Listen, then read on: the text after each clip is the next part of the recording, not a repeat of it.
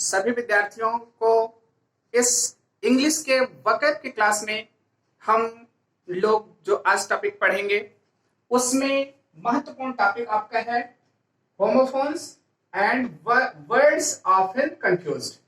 ठीक, इसमें अभी तक पिछली जो लास्ट हमारी क्लास थी, दो क्लासें, उसमें हम लोग पहले में सिनोनिम से सीखे थे और दूसरे में हम लोगों ने एंटोनिम वर्ड सीखा था, मतलब विलोम शब्द सीखा था। और अब हमारा जो तीसरा टॉपिक है वो है होमोफोन्स का। ये भी आपकी परीक्षा में महत्वपूर्ण प्रश्न के रूप में आता है। ठीक है, और दो वर्ड दिए जाते हैं, दोनों वर्ड के प्रोनाउंसिएशन सेम होते हैं और उनका जो मीनिंग होता है वो डिफर होता है। इसी को हम लोग क्या बोलते हैं? होमोफोन्स बोलते हैं। और होमोफोन्स बहुत ही इंपॉर्टेंट टॉपिक है आपके एग्जामिनेशन पॉइंट ऑफ व्यू से। ठीक है, देखिए इसमें दो सेक्शन है। एक सेक्शन है होमोफोन्स, और होमोफोन्स को आप लोग डिफाइन करके लिख सकते हैं यहां पर कि होमोफोन्स की डेफिनेशन क्या होती है, मतलब परिभाषा किसी चीज के। अगर जैसे आपको सिनोनिम्स का मतलब हो गया समानार्थी शब्द, एंटोनिम का मतलब होता है the word which gives the opposite meaning. और इसके बाद हम होमोफोन्स की डेफिनेशन लिखते हैं, हम लिखते हैं the word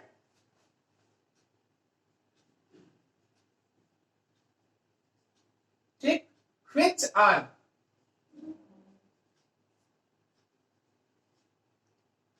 similar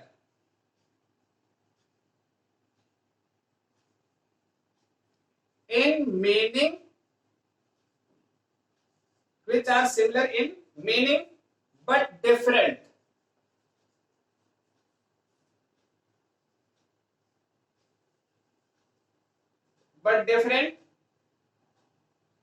in meaning and spelling,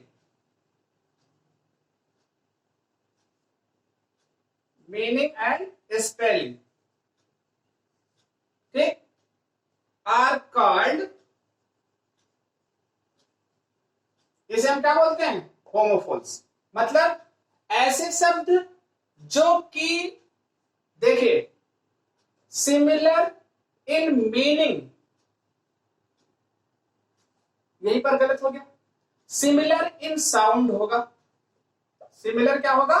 in sound.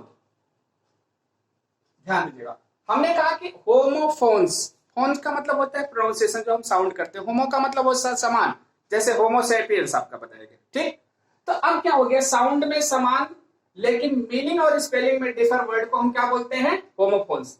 अब आपकी परीक्षा में कैसे पूछा जाता है इसको हमको ध्यान में रखना है। होमोफोन्स, अब जो क्वेश्चन आपका बनता है, यूज द गिवन, ठीक है, homophones in your own word. ठीक है, कि अपने शब्दों में इन होमोफोन्स का प्रयोग करिए। मीनिंग लिखिए या ना लिखिए उसका मतलब नहीं है, राइट द मीनिंग भी हो सकता है। अगर मीनिंग नहीं आया लेकिन अगर आप यूज में शब्द में यूज कर लेते हैं, वाक्य में बना लेते हैं, जिसका मतलब आपको मीनिंग पता है, तभी आप कर सकते हैं। जैसे मान लीजिए यहां पर आपका एग्जाम में दिया एसेट, ठीक है, और इसी का दूसरा दिया आपका एक्सेप्ट, ठीक, और इसी में दूसरा वर्ड दिया मान लीजिए आपका एसेस, और इसी का दिया एक्सेस। ठीक, अब देखिए सबका वर्ड की मीनिंग आपको पता होनी चाहिए। अगर आपकी मीनिंग पता होगी तभी आप सेंटेंस में यूज कर सकते हैं। देखिए एक्सेप्ट का मतलब क्या होता है? स्वीकार करना, मतलब टू एफर्म समथिंग। क्या हो गया? To affirm something. एक्सेप्ट का मतलब होता है सिवाय, मतलब अतिरिक्त जिसको बोलते हैं। नहीं, एक्सेप्ट का मतलब होता है सिवाय, मतलब के अलावा जिसको बोलते हैं। एसेस मतलब पहुंच होती है,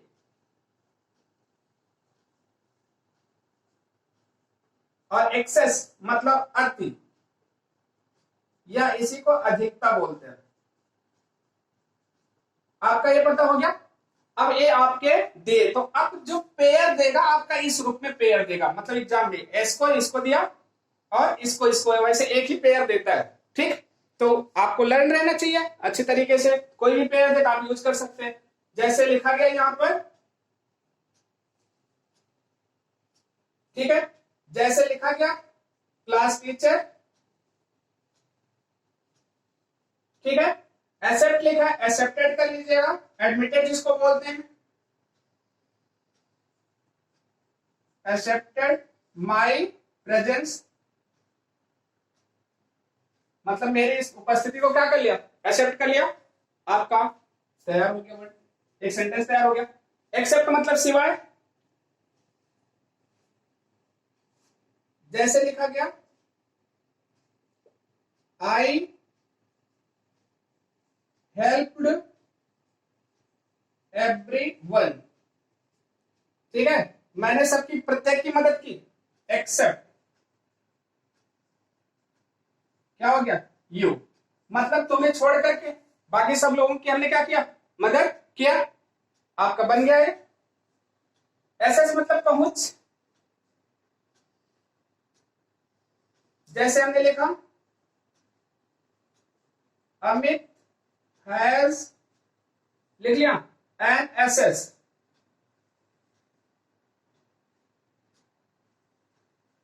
एन एसएस, एसएस का साथ टू प्रीपोजिशन लगता है, टू द पीएम कर लीजिए, उसकी पहुंच कहां तक है, प्राइम मिनिस्टर तक है। अब आपने यहां पर एसएस लिख लिया, एसएस मतलब पहुंच हो गया। अब ऐसे ही लिखा गया एक्सेस मतलब अधिकता, अब जैसे लिखा गया excess of everything is bad, मतलब हर चीज की जो अति होती है ना वो क्या होती है, बुरी होती है। तो अब यहां कह सकते हैं कि हम इस वोकैब टॉपिक के तहत होमोफोन्स पढ़े और इस होमोफोन्स की हमने डिफिनेशन देखा। The word which are similar in sound but different in meaning and spelling are called homophones. ठीक, और इसके बाद आपकी परीक्षा में कैसे पूछा जाता है, use the given homophone in your own word, अपने शब्दों में लिखना है, एक्सेप्ट, एक्सेप्ट, एसेस और एक्सेस, आप ऐसे इसका यूटिलाइजेशन कर सकते हैं। अब मीनिंग लिखना जैसे स्वीकार करना, लेकिन आप ध्यान रखिएगा परीक्षा में आपको ये हिंदी मीनिंग नहीं लिखना है, अगर लिखेंगे तो अंग्रेजी मीनिंग, नहीं तो सीधे आप यूज करेंगे। जैसे एक्सेप्ट का मतलब होता है एडमिट, ठीक है, एक्सेप्ट का मतलब होता है इंस्टीड ऑफ, ठीक है, एसएस का मतलब होता है पहुंच मतलब टू रीच, एक्सेस का मतलब होता है प्लेंटी ऑफ। तो इस सेंस में आप सेकेंड वर्ड मीनिंग यहां पर यूज करेंगे और उसके बाद इसका यूटिलाइजेशन इन अ सेंटेंस में करेंगे। ठीक, ये तो आपका क्या रहा, होमोफोन्स। क्योंकि इसी में दूसरा टॉपिक है वर्ड्स ऑफन कंफ्यूज्ड, मतलब बी टॉपिक है, इसको भी हम लोग देखते लेते हैं। ठीक, तो अब इसको आप लोग नोट कर लीजिएगा। वन वर्ड्स ऑफन कंफ्यूज्ड में हम लोग देखते हैं कि क्या टॉपिक आपको पढ़ना है।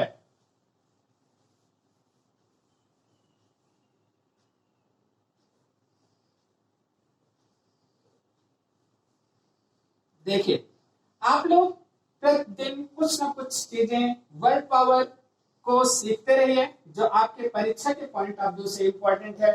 ठीक, और आपके कंपटीशन के पॉइंट ऑफ व्यू से भी इंपॉर्टेंट है।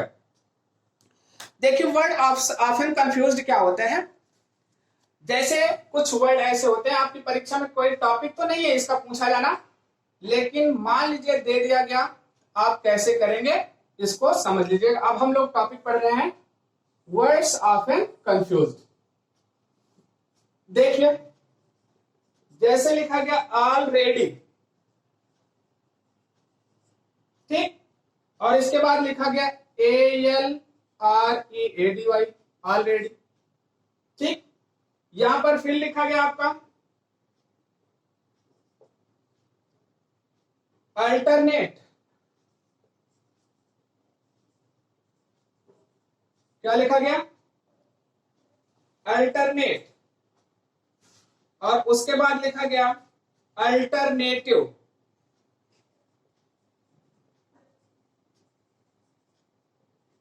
अल्टरनेटिव फिर लिखा गया, मान लीजिए, अब यहां पर थोड़ा सा आपको ध्यान क्या रखने हैं, इसको समझ लीजिएगा। ए जैसे पहला वर्ड, इसमें और इसमें हमको कंफ्यूजन होगा, और इसमें और इसमें हमको कंफ्यूजन होगा। ठीक, अब देखिए समझ लीजिए, ऑलरेडी का मतलब क्या होता है, सब तैयार, ध्यान रखिएगा, मतलब ऑल इज प्रिपेयर्ड। ऑलरेडी इसका मतलब क्या होता है, पहले से ही, मतलब एक समय दे रहा है, ध्यान रखिएगा दोनों की मीनिंग। यहां पर अल्टरनेट, इसका मतलब क्या होता है, प्रत्येक दूसरा।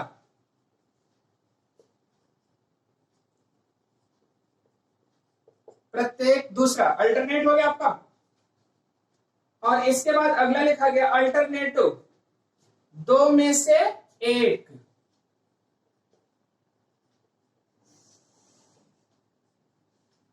ठीक, अब आपकी परीक्षा में एक पूछा जा सकता है, किस तरीके से पूछा जा सकता है, इसको हम आपके को बता सकते हैं। सेंटेंस करेक्शन में, सिंटैक्स टॉपिक में पूछा जा सकता है।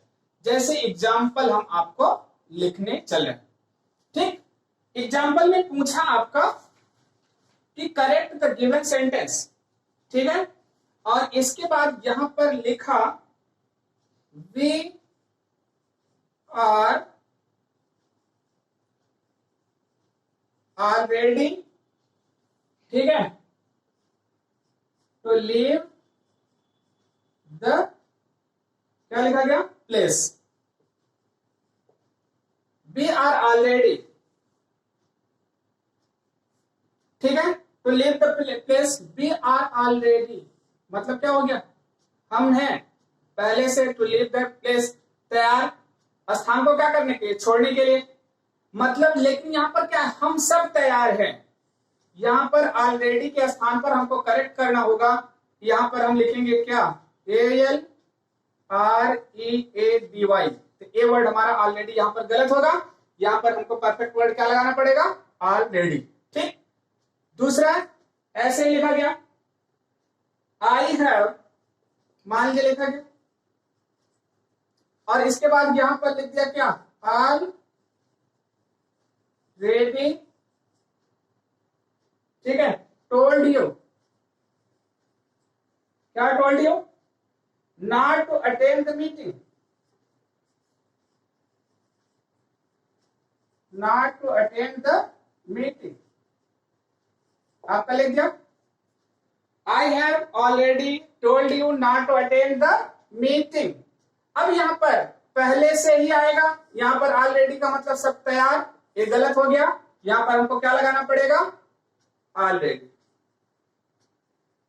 ठीक, तो यही आपका क्या होता है, वर्ड ऑफन कंफ्यूज्ड। तो इसको हमको इसी रूप में तैयार करना है कि दोनों की मीनिंग क्या होती है, सेंटेंस में जहां पर यूज हो रहा है क्या वो सही है या नहीं है। तो इसको आपको ध्यान में रखना होता है। ये आपका वर्ड ऑफन कंफ्यूज्ड है। इस टॉपिक के तहत हम लोगों ने होमोफोन सीखा, मतलब समान ध्वनि वाले शब्द, समानार्थी नहीं, समानार्थी आपका पर्यायवाची होता है, और इसके बाद वर्ड ऑफन